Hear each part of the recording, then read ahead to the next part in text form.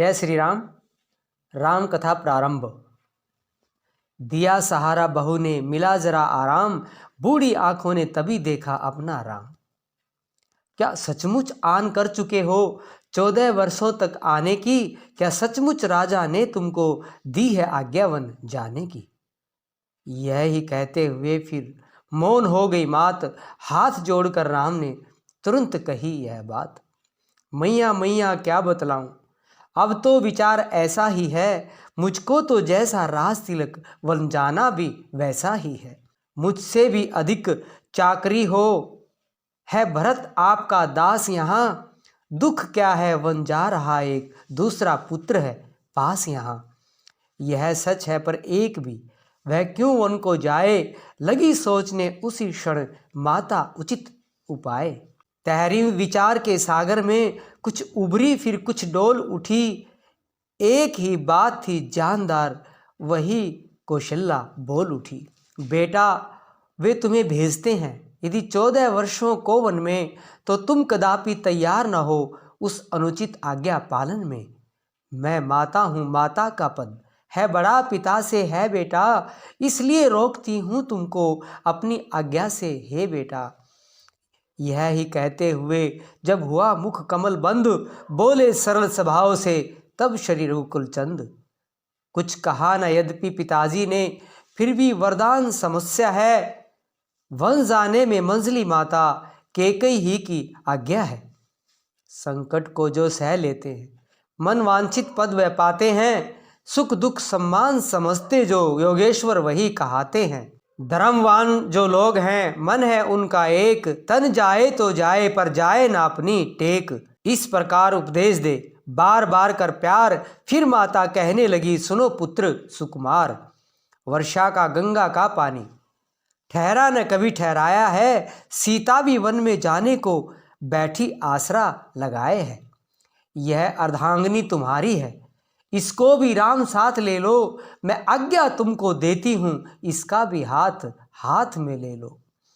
इतना कह विहुल हुई दी फिर बहुत आशीष, तभी राम ने सिया ने चरण निभाए शीश। अब सुनिए इस मंदिर में जब यह शिष्टाचार हो रहा था, उस समय सुमित्रा के घर पर कुछ और विचार हो रहा था। बोले आज्ञा दीजिए तो हम करें उपाय, देखा जाता है नहीं रघुकुल में अन्याय। वह कौन मांगने वाली है जो मांग रही है राज तिलक, अधिकार जिसे है गद्दी का होगा उसको ही आज तिलक। अन्याय अगर होता है तो चुप रहने में संतोष नहीं, वन जाने की भी खूब रही क्यों जाए जब कोई दोष नहीं। माता बोली लोक मत तो होगा प्रतिकूल, लेकिन चलना पड़ेगा राजा के अनुकूल। यदि नहीं प्रतिज्ञा वह होती तो भीषण आंदोलन होता, या वन में अवधपुरी होती या अवधपुरी में वन होता। इससे अब यह उचित है गौरी गणेश मनाओ, रघुनंदन के साथ में तुम भी वन को जाओ। तुम आज्ञाकारी बेटे हो तो मानो मेरे वचनों को, सेवा के लिए साथ उनके तत्पर हो 14 वर्षों को। कहे सुमित्रा मात ने इस प्रकार जब बैन, भरे प्रेम अश्रुओं से लखन लाल के नैन। देखो वो भी एक माता अपने को राज दिलाती है, सौतेले लड़के को लड़कर घर से वन भिजवाती है। इस और एक यह भी माँ है, उस माँ की भी तो छाती है जो सौतेले की सेवा में अपने की भेंट चढ़ाती है। यही भाव थे हो गए जिनमें लखन अन्याय, विहुल वाणी से कहा जय जननी तुम धन्य। तुमने माँ तुमने समय देख मेरे ही मन की बात कही, जो मैं कहलाने आया था वह स्वयं ही तुम्ही ने बात कही।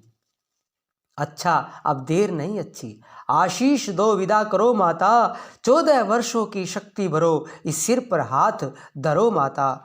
माता भी विहुल हुई बोली जाओ लाल, कभी ना होगा वहाँ पर तेरा बाका बाल। देखना लाल मेरे हो तुम तो सत पे सदा अड़े रहना, 14 वर्षों की सेवा में वीरों की बाती खड़े रहना। जाओ प्रसन्न रखो उनको जो मुद मंगल के दाता हैं, अब पिता तुम्हारे रामचंद्र अब सिया तुम्हारी माता है। यह कह आशीर्वाद दे सिर पर फेरा हाथ, हो प्रसन्न लक्ष्मण तभी चले नवा कर मात। आज इतना ही। जय श्री राम।